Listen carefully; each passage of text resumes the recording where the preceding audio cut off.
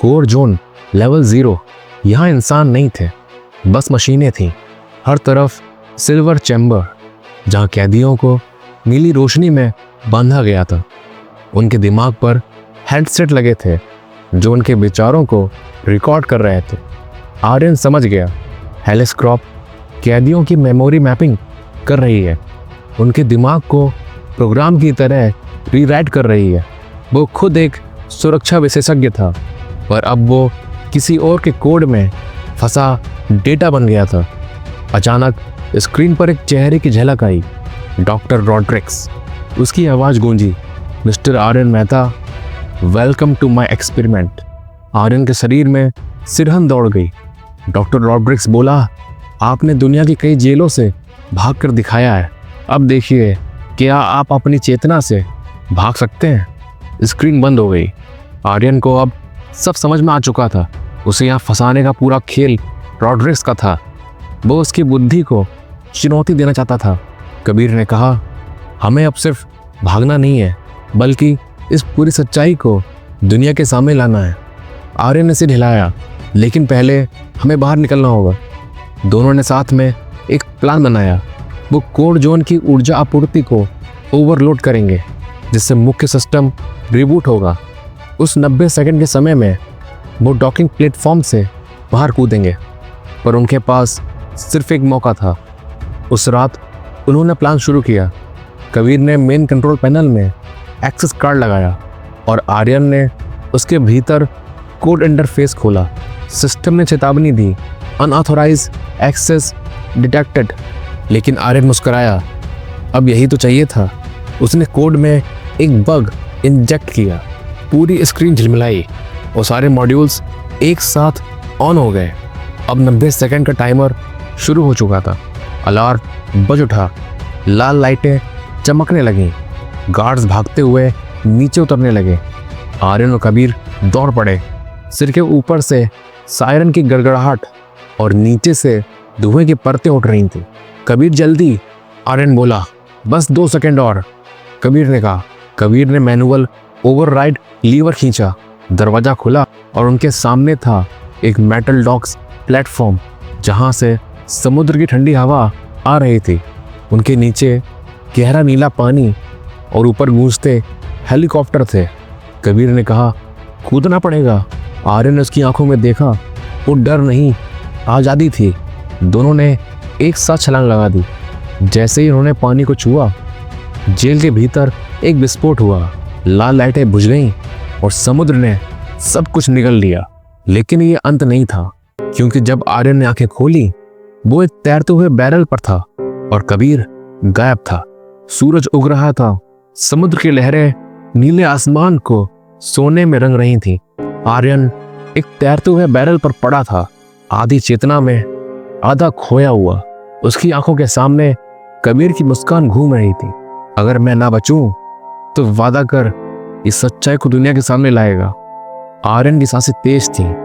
वो जानता था अब भागना नहीं, लौटना है। 3 दिन बाद वो एक मछुआरे के जहाज से तट पर पहुंचा। कमजोर शरीर, लेकिन दिमाग अब भी सटीक। वो सीधे गया अपनी पुरानी टीम रिया शर्मा और विवेक मल्होत्रा के पास। रिया उसे देखकर हैरान हो गई। आर्यन, हम समझे थे कि तुम मर गए। आर्यन बोला, मरने का वक्त नहीं था रिया, अब जिंदा रहने की असली वजह मिली है।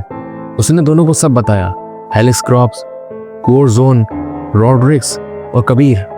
विवेक बोला, तो अब हमें उनका डेटा सबूत के तौर पर चाहिए, पर वो मिलेगा कैसे?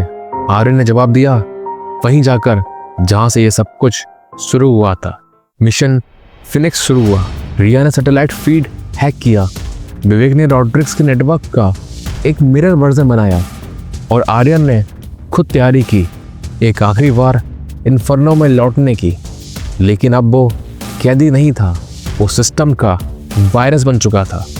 रात में हेलीकॉप्टर समुद्र के ऊपर मंडरा रहा था। हेलिस क्रॉप की जलती हुई लाइटें दूर से चमक रही थीं। वो वही जेल थी, लेकिन अब आधी डूबी हुई। आर्यन ने पैराशूट खोला और सीधा प्लेटफॉर्म पर उतरा। अंदर अभी भी कुछ मशीनें चल रही थीं। वो कोर जोन तक पहुंचा, जहां हर मशीन अब भी नीली रोशनी छोड़ रही थी। लेकिन एक स्क्रीन अब भी जल रही थी। डॉक्टर रॉड्रिक्स वहीं था। Welcome back mister Mehta, Rodrigues ने मुस्कुराते हुए कहा। तुम्हें तो मर जाना चाहिए था, पर शायद तुम भी मेरे जैसे हो, सिस्टम को बदलने वाले नहीं, सिस्टम को समझने वाले। आर्यन शांत रहा। तुमने सैकड़ों लोगों की जिंदगी बर्बाद की है, उनके दिमाग से खेला है और इसे प्रयोग कहा। रॉड्रिक्स बोला, मानवता को मैं दिशा दे रहा हूँ, और अगर इंसान अपनी चेतना से भागना सीख जाए तो डर खत्म हो जाएगा।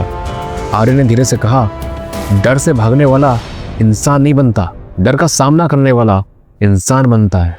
रॉड्रिक्स ने मुस्कुराते हुए कहा, तो आओ एक आखिरी टेस्ट करते हैं। उसने पास के टेबल पर एक न्यूरल डिवाइस लगाया, एक डिवाइस जो सीधे दिमाग में प्रवेश कर सकता था। इसमें वो कोड है जो जेल को खत्म करेगा या तुम्हें। आर्यन ने बिना झिझके डिवाइस अपने सिर पर लगा लिया। उसकी आंखें नीली चमकने लगी और एक वर्चुअल स्क्रीन खुल गई, जेल का पूरा डिजिटल नक्शा। लेकिन ये सिर्फ कोड नहीं था, ये रॉड्रिक्स का माइंड ट्रैप था।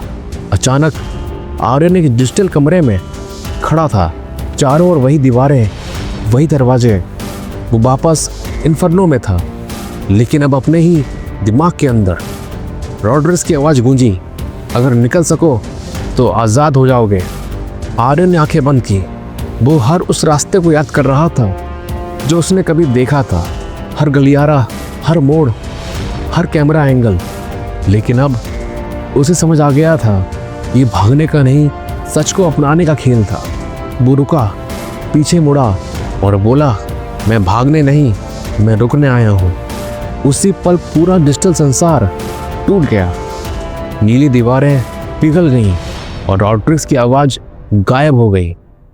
जब आर्यन ने आंखें खोली, वो फिर से कोर जोन में था।